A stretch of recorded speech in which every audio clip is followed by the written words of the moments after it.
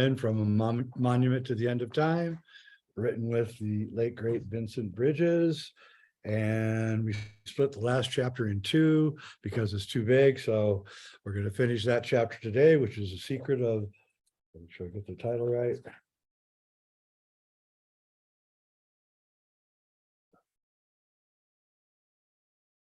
The secret of the Knights of the Temple of Solomon, or as we know them as the Templars. All right. And we get started. By the way, we had a Zoom problem yesterday and been having other problems. That's why we're late this week, but we're back on track. Okay.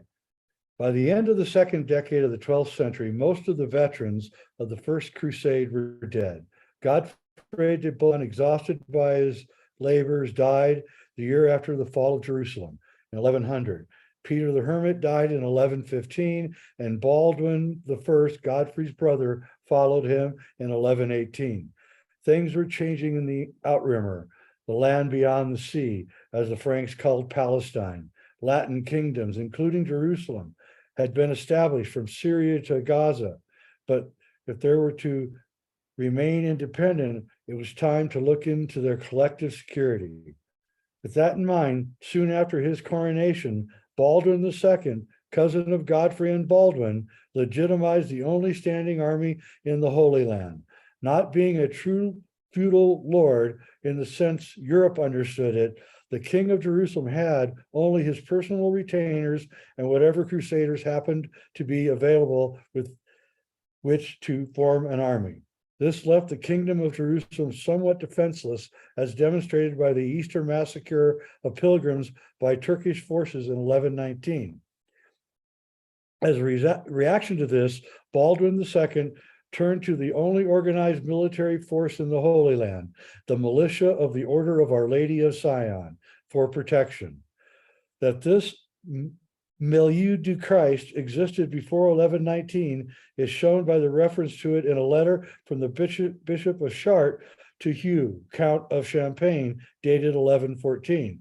By the period immediately after the First Crusade conquest of Jerusalem, the only source of authority in the devastated city was the remaining religious communities, among them the Order on Mount Sion. We know that Peter the Hermit was left in charge of the city, while Godfrey went on to defeat the Egyptians at Ascalon, which, if Peter was a monk of Sion, meant that the order was actually in control. That the existing order of Mount Sion had some military value is shown by Godfrey's insistence on repairing its fortifications. Someone must have manned those defenses after they were built. Given the unstable situation in Outremer, Baldwin II made the right choice. He recognized the military arm of the order, put them under the control of the king and patriarch of Jerusalem, and installed them close at hand next door to his palace on Temple Mount. The poor Knights of Christ, as they called themselves, gained another name from Baldwin's gift. They became the Poor Knights of the Temple of Solomon, then Knights of the Temple, and finally just Templars. Their stated purpose was to protect the pilgrim routes, but their numbers were too few in the beginning to protect more than the area around the temple ruins, and perhaps that's all they were intended to do. To understand the Templars and their role in the Holy Land and Europe, we must see them in their proper perspective, that of a military adjunct to a much older organization. The Order of Our Lady of Sion did not create the Templars. They were created out of the order's militia by the King of Jerusalem for a specific purpose. The order itself had been reconfirmed and given its new name by Godfrey in 1099. 5 years later, a private conclave of nobles and clergy assembled at Troy, the court of the Count of Champagne, to hear a mysterious abbot from Jerusalem and to discuss conditions in the Holy Land. Nothing is known of the subject of that discussion, but whatever it was, the wealthy and powerful Hugh, Count of Champagne, decided to depart immediately for Jerusalem. He spent the next 4 years in the Holy Land, his activities and whereabouts unknown. The location of the enclave in Troy is highly significant. Peter the Hermit had stopped there on his winter preaching tour in 1096, and the family of the Count of Champagne had been of interest to the chroniclers because of its connections with the Merovingian dynasty of Burgundy. Indeed, the reported nobles who attended the conclave, Brienne, Joinville, Chaumont, and Montbon, all have connections to the ancient Burgundian royal family. This alone would be enough to make one suspect that the mysterious Jerusalem abbot was from the Order of Sion. The choice of Champagne and Troyes, however, may have had other reasons behind it, reasons that point directly to the secret of alchemy. Around 1070, a group of Spanish Jews, led by the disciple of Isaac the Blind, named Rabbi Rashi, settled in Troy and founded a Kabbalistic school. From this source would come the first manuscript versions of the Sefer Yetzirah and the Bahir. Interestingly enough, a century after the founding of the school, the first of the Grail romances appeared, written by Chatillon of Troyes, a chivalric poet at the court of the Count of Champagne. This connection, we will soon discover, was much more than a coincidence. It contained an important clue to the hidden secret. Here we must pause for a moment to address a question that will only become more confusing from this point onward in our examination of alchemy and the end of the world. We have seen how the wisdom of the Bahir, applying the physics of creation to create local effects, such as the animation of matter, forms the theoretical core of the ancient alchemical unitary view of alchemy as a triple transformation. This wisdom, at the core of the Jewish secret mystical tradition, spelled variously as Kabbalah, Kabbalah, or Kabbalah. That would be Kabbalah with a Q, Kabbalah with a C, or Kabbalah with a K. Each version is technically correct in terms of transporting the Hebrew spelling into English, but over time, and particularly among the alchemists, certain connotations have crept in that confuse our understanding. Hence, we find Fulcanelli warning his readers against Hebrew Kabbalah with its systems of letter number permutations, while at the same time using the tree of life geometry as his basic pattern and declaring that there is indeed a true Kabbalah with a C. The confusion ultimately derives from the split between caste and East and West in Judaism itself. Keep in mind that at the same moment the People's Crusade was slaughtering the Asiatic and Khazarite Ashkenazi Jews in Germany and Poland and Ukraine and elsewhere, the true leaders of the Crusade were coexisting just fine with the Sephardic Jews of France and Spain. The school of Troy played a major role in this climate of acceptance. The Jews of Troy were not persecuted, but accepted as good vassals of the court. Their teachings, based primarily around the Bahir, emphasized the Merkaba, the cubic throne or vehicle by which one ascends toward the light on the Gnostic journey or path of return. This, by simple phonetic transposition, common to the more Arab flavor of Sephardic Hebrew, becomes a multilingual pun. The vehicle is the Merkaba, or stone of the sea, mentioned in the Bahir, as well as the Merkabilis, or the seahorse of Merovingian fame. We find this kind of multilingual punning most often in the Arabic literature of Iran and Persia, where many languages mingled with classical Arabic. The 13th century Sufi masterpiece, The Conference of the Birds, by Attar the chemist, uses this device with great effect. The alchemist then means the more Gnostic Kabbalah with a C, or vehicle of the Bahir, rather than the more legalistic and mechanical formulas of the traditional Kabbalah with a K. This essentially Christianized Kabbalah formed the core of medieval and Renaissance esoteric science. Fulcanelli is not trying to throw the physics of creation out of the science of alchemy, far from it. He's trying to point the careful student in the right direction towards the Bahir itself. And I'll talk about the difference in European Jews and Middle Eastern Jews after I get done here, if I remember. To return to our story, Hugh, Count of Champagne, remained in the Holy Land for 4 years. On his return to Champagne, things began to happen rapidly. A distant relative, Bernard de Montbard, joined the Cistercian order. Bernard, is just a few years, will become the principal spiritual leader of Western Christendom. His abbey at Clairvaux, donated by Hugh in 1112, became the center of medieval spiritual revival, inspiring a wave of religious feeling that resulted in the glories of the Gothic cathedrals. St. Bernard, as he would become known, played a key role in the establishment and the legitimization of the Templars.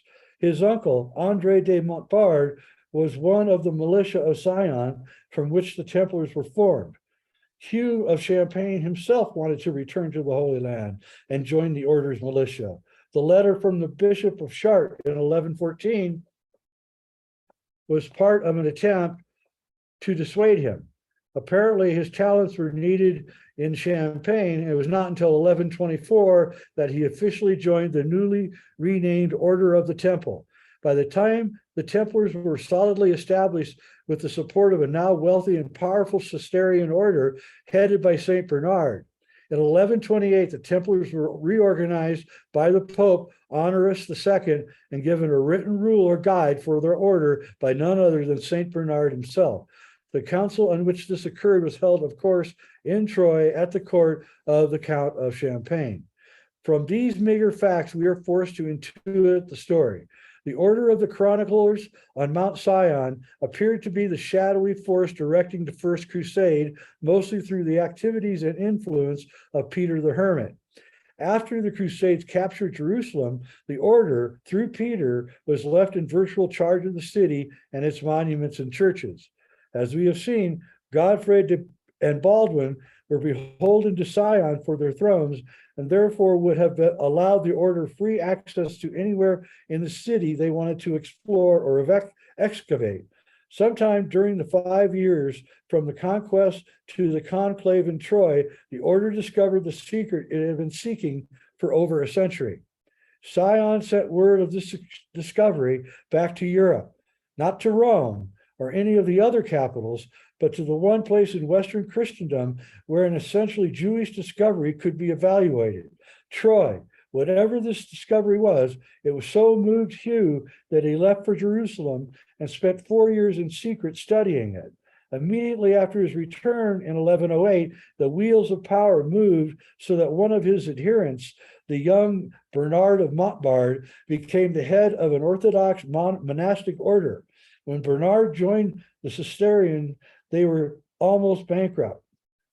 Cistercians, they were almost bankrupt. Within a decade, they were the most wealthy monastic order in Europe, with money to spend on creating a whole new style of architecture, the Gothic cathedrals. Therefore, in some way, this discovery of a Jewish secret led to a flow of unparalleled wealth a few years later. From this discovery and its flow of wealth around would come the need for the Templars, whose first and basic activity seemed to be guarding the precinct of Solomon's temple.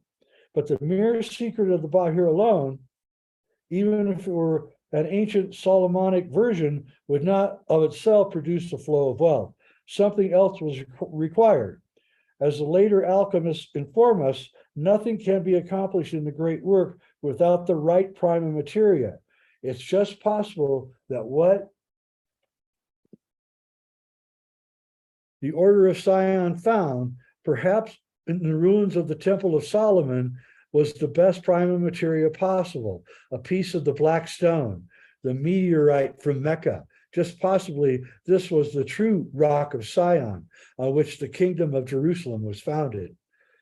Some modern authors trace the Templar connection with alchemy have suggested that the Templars discovered the Ark of the Covenant in the ruins of Solomon's temple, which perhaps contained a stone from heaven or meteorite similar to the black stone of Mecca. This, however, seems unlikely, given that the Ark disappeared from the temple in the 7th century BCE. But a discovery of something like the stones contained in the Ark is somewhat more likely historical proposition. The order or the chroniclers were given the use of Mount Sion by the mad Caliph al-Hakim. Al-Hakim's great-grandfather, al-Mansur, was the first and only person since Muhammad known to have close personal contact with the black stone. It stayed in his presence for months after it was presented to him and before it was returned to the Kaaba. Most significantly, we cannot be sure how much of the stone was actually returned. The Iranian Ismails, soon to become friends and allies of the Templars, may have kept a piece before it was given to al-Mansur. The Fatimid Caliph himself may have decided to keep a piece. That the stone shrank in its absence from the Kaaba is obvious. Modern descriptions of the building of the 9th and 10th Kaaba tells us that the stone was large and filled the entire space of the southeast corner, protruding out so that one did not have to stoop to kiss it. In the current Kaaba, as described by Sir Richard Francis Burton in the 19th century, the stone is encased within the wall, leaving only a portion about 7 inches long and 4 inches wide exposed for kissing. Since it was only removed from the Kaaba for those brief years in the mid-10th century, any carving or splitting of the stone had to have been done at that time. The madness of al-Hakim can be explained by his possession of his great-grandfather's chunk of the stone. Shiite tradition claimed that at the turn of the 4th century, after the Hajjah, or departure from Mecca, the Mahdi, or savior, would appear and convert the entire world to Islam as a prologue to the Day of Judgment. In 1109, al-Hakim, the foremost Shiite leader of his day, announced the arrival of the Mahdi in his own now divine person. It was 400 AD. It was the year 400 AD. It couldn't be 400 AD. It must 400 AH maybe, which means after Muhammad, I think. I don't know. If indeed al-Hakim had a piece of the rock and had been told of its ultimate importance by the envoys of Pope Sylvester, then it's just possible that this knowledge could have unhinged the Caliph enough to convince himself of his own divinity. Fearing the stone's power, al-Hakim could have hidden it on the dome of the rock, perhaps within the ruins of Solomon's temple in Jerusalem. If the stone was in Jerusalem at the time, why did it take a crusade for the Order of Sion to gain possession of it? One reason lies in the madness of al-Hakim. As part of his Mahdihood, he persecuted the Christians and the Jews, burning their churches and synagogues. Even though he repented of the destruction before his death or disappearance, access to the dome of the rock and the Temple Mount itself was restricted to Muslims from time onward. Once the Seljuk Turks conquered the city, all access to the holy sites were restricted. At that point, Peter the Hermit of Mount Sion departed for the west to start the political process that 11 years later would bring the order back into control of the temple and the Dome of the Rock. Hang on a second.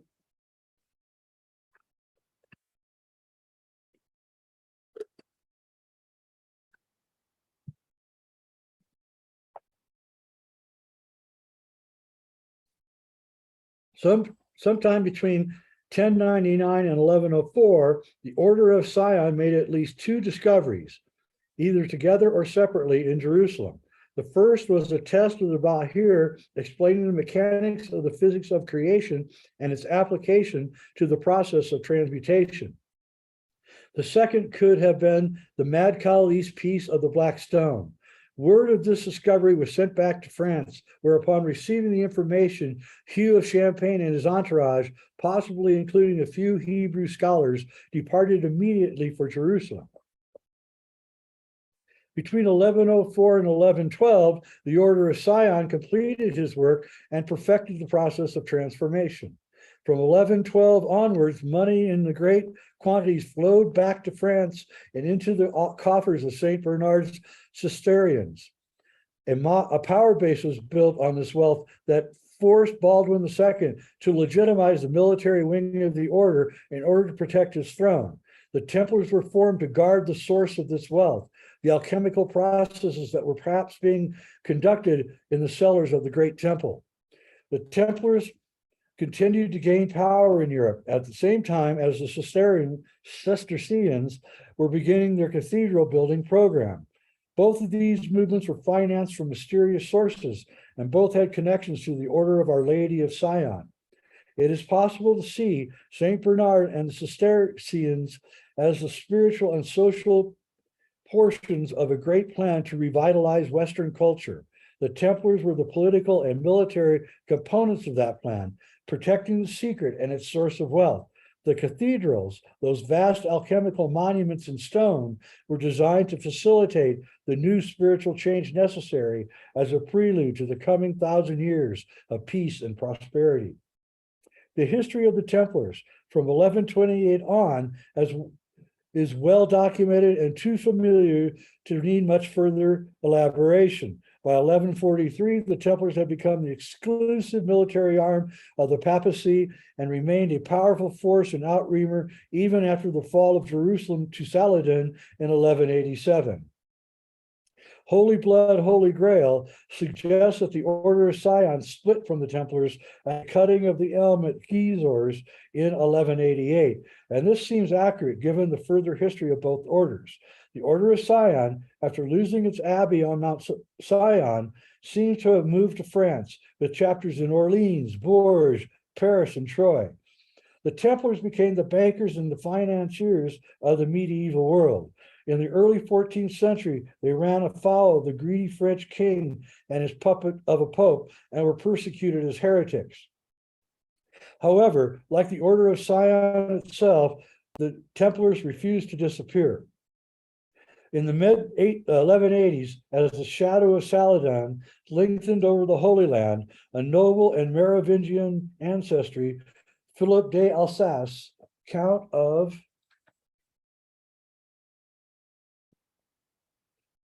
Flanders, commissioned the greatest poet of the age, Chatillon of Troyes, to do a French reworking of a strange tale about a poor knight, the son of a widow, who attends the kingship of the Holy Grail. Philip supposedly found the tale in an ancient Celtic chronicle and wanted Chatillon, the medieval version of the best-selling author, to make it a hit. Chatillon labored over this strange story, sometimes giving it symbolic events a sort of numinous and dreamlike quality, and other times obviously failing to grasp the importance and even the meaning of his source material. Nevertheless, as Jerusalem fell and the Christian kingdoms of the Outremer shrank to a few coastal enclaves, poets and noble courts across Europe took up the story of Chatillon's Grail. Chatillon himself never completed his work, having the long poem unfinished at his death. Several poets tried to continue the story with various degrees of success. Even more important, other writers took up the theme, as from a common source, and expanded upon it. Robert de Boron, writing between 1190 and 1199, Christianized the Grail story. He also tells us that the source of his story in its Christian form is a great book, the secrets of which have been revealed to him. Robert, unlike Chatillon, is quite sure what the Grail is all about. The Grail is the cup of the Last Supper, in which Joseph of Arimathea collected Jesus's blood at the crucifixion. After the crucifixion, Joseph's family became the keepers of the Grail. The adventures of the Grail romances involve the members of this family, and in the end, the Grail itself comes to England with Joseph's brother-in-law, Bronze the Fisher King. As in Chatillon's version, Percival is called the son of the widow lady, but Robert also describes him as a descendant of Joseph of Arimathea. We must keep in mind at the same period, the Order of Our Lady of Sion was in the process of relocating its power base to Europe. Supported by the powerful Cistercians, by 1178, 10 years before the schism between the Templars and the older order, Sion was well established in Europe. A papal bull from Alexander III grants the order possession of chapters in Picardy, France, Lombardy, Calabria, Sicily, Spain, and the Holy Lands. After the loss of Jerusalem, the order cut the Templars loose and embraced on a new program. The Grail romances can be seen as part of this new plan. The histories collected through 2 centuries of patient work by Sylvester's chroniclers, suddenly appeared as the content of a new kind of popular mythology, one nicely geared to the knightly aspirations of the crusading era. The source, as both Chertion and Robert de Boron informs us, is a secret book in possession of certain nobles connected with the Merovingians and the Order of Sion. Another Grail romance, composed at the same time and from the same sources as Robert's History of the Grail, makes this connection even more apparent. The anonymous author of the Pearl of Voss may have been used the same sources as Robert. He agrees with him, for instance, on Percival's lineage, but his mystical spin on the story puts it in a league of itself, by itself. The author may have been an order of the Sion, a member of the Order of Sion, which would account for his anonymity. He certainly had a vast command of the Arthurian literature of his day and access to the order's Merovingian research. Unlike Robert de Boron, who thought the Grail events happened in the 1st century after Christ's death, the anonymous author of the Purveus clearly dates the events in his story to the late 5th century, the time of both the historical King Arthur and the rise of the Merovingian dynasty. The quest for the Holy Grail, written around the turn of the 13th century by a group of Cistercian monks as part of the so-called Vulgate cycle of Grail romances, gives a precise date for the events it records: 454 years after the death of Jesus on the cross, or 487 CE, the first flush of the Merovingian dynasty, and just a few years before Clovis's ascension by Saint Remy and his pact with the Western Church. From these details alone, the hand of the Order of Our Lady of Sion and its chronicling predecessors can clearly be discerned in the creation and popularity of the Grail romances.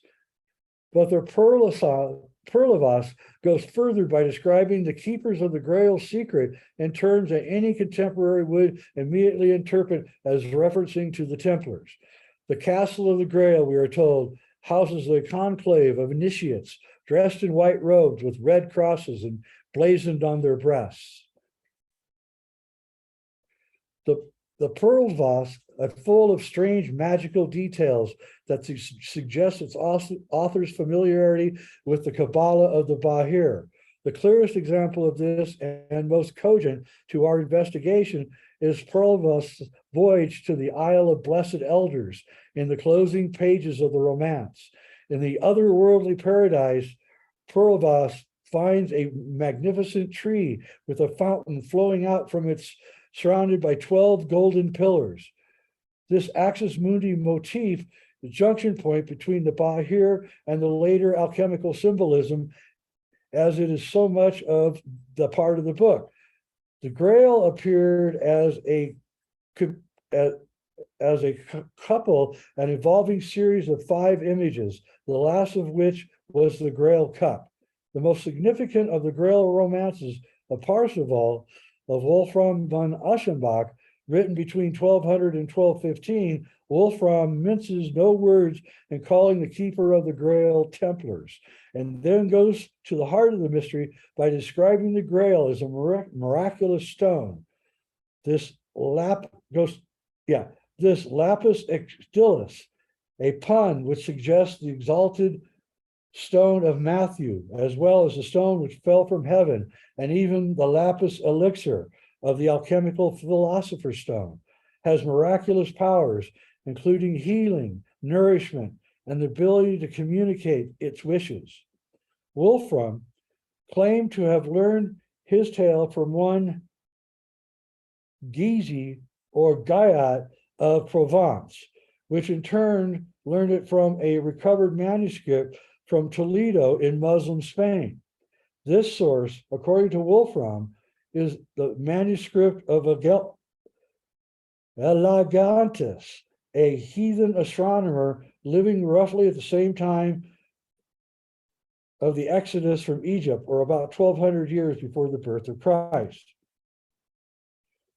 Elegantus, which is simply the appropriate Persian phrase familiar with the stars, claimed to read the name of the Grail in the stars and thereby understood the workings of destiny.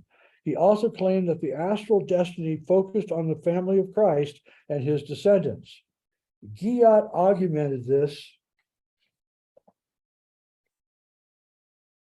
tale with his own Latin researches, indicating that he was possibly one of Sylvester II's chroniclers before he passed it on to Wolfram. Parsifal is a masterpiece of alchemical literature, and as such is worthy of another volume, at least the size of this one, in order to merely do it justice. For one purpose, let us simply note that in addition to the direct reference to the Templars and the meteor stone that fell from the heavens, Parsifal ends by informing us that Lohengrin, the Swan Knight of Lorraine, is the first grandfather of Godfrey de Bouillon. With Parsifal, the secret of the First Crusade and its alchemical secrets comes full circle. And behind the whole process stands the Order of Sion and predecessors, Sylvester's chroniclers. After 1210, as the persecution of heretics in the south of France increased into a crusade, the Grail romances begin to fade from favor. The church never challenged them directly, which is indeed curious. But by the middle of the 13th century, their imagery and symbolism had faded from literature and politics, only to be permanently engraved in stone on the porches and naves of the newly consecrated Gothic cathedrals. These books in stone contained in symbolic form the alchemical distillation of the Grail mysteries. Much of these decorations were paid for by Templars and the Cistercians and were intended to be eternal teaching documents available to all who could understand their meaning. It was a great scheme, a lost golden age, and its failure impoverished all. All right, that's the end of that very long chapter. Thank you for being patient enough and sticking with it. So after this book was written, a lot of other research, of course, happened. And of course, I learned about I knew about the Khazars that lived in Khazaria, which is where the Ukraine is today. And they converted to Judaism. They had Islam on their east side and Christianity on their west side. And the king of the Khazars was told that he had to choose between Islam and Christianity, and he didn't want either, because if he chose Islam, then the Christians would fight him. If he chose Christian and Christianity, the Islams would fight him. So he very craftily converted his country to Judaism, the father of Islam and Christianity, therefore avoiding a conflict on both sides. Now, so those are the they're not the Sephardic, they're the Ashkenazi Jews. The Sephardic Jews are the ones that came from Israel. They didn't convert. They were already Hebrews from the start. And they basically lived in Spain, Morocco, France, Iran, Iraq, and they were pretty much accepted by the Arab communities. They were very Arabic and Semitic, and they looked pretty much the same. And since Islam was, the son or the daughter of the Jewish religion, they were not persecuted. Now, the Ashkenazi Jews in Europe, the ones that converted in Khazaria, the Khazars, they were persecuted, and they were also persecuting. So a lot of the ill will that happened between the Europeans and the Jews of Khazaria, is really unfortunate. But there's deep historical reasons for that rift, and one day we'll get into that. But that's the difference between there's two groups of Jews, and the Ashkenazi Jews use a different Kabbalah than the Sephardic Jews. And that's what Fulcanelli is trying to say, that there's a different Kabbalah. He's talking about the Kabbalah with the C, which is very close to, in Spanish, to horse. And so that Kabbalah is more associated with riding the horse to ascension, the great horse that takes you after death and into the heavens. Whereas the Kabbalah with the K that came from the Khazars, or the Khazars adopted, I should say, is more concerned with the chariot that takes you to heaven, not the horse that drives the chariot. So it's a difference. It's a difference. Something that seems trivial, but in spiritual matters, it's not. So that's the difference between the Ashkenazis and the Sephardic Jews, and why there's so much confusion about that. It took me years to figure it out. We can see that the Templars were the Templars somehow found a way to make a lot of money, and we don't know how they did that, but they brought the money into Europe, and it's looking like they were using alchemy for the source of their wealth. And this is why they were destroyed, because the King of France and the Pope wanted the secret, and the Templars weren't going to give it. And so the other thing that's interesting too, which has been discovered after this book was written, is that it looks like the Templars may have converted to some form of Islam, and that when the spies told the King of France that they didn't believe in Jesus, he may have been telling the truth. The Templars may not have, they may have converted. There's a lot of evidence.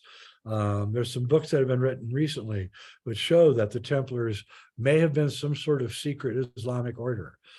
Certainly the rites of Freemasonry, which probably came to Europe via the Templars, looks like an Islamic ritual, set of rituals. I'm not going to get into that any more than that because it's so controversial, especially today after 9/11. So I'm not going to get into any of that.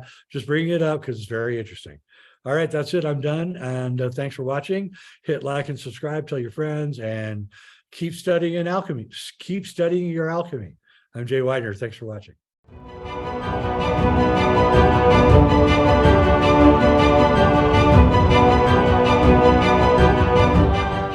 This is Jay Widener, Reality Check, and we're starting a membership plan for content that we don't normally want to put up on some of these platforms, and I want you to join.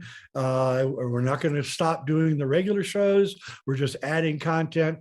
Be a lot more one-on-one stuff with me, and I think you guys will find it really interesting. So we'll put it up here below how you can get into the membership plan, and please join. I'm Jay Widener, and thanks for watching.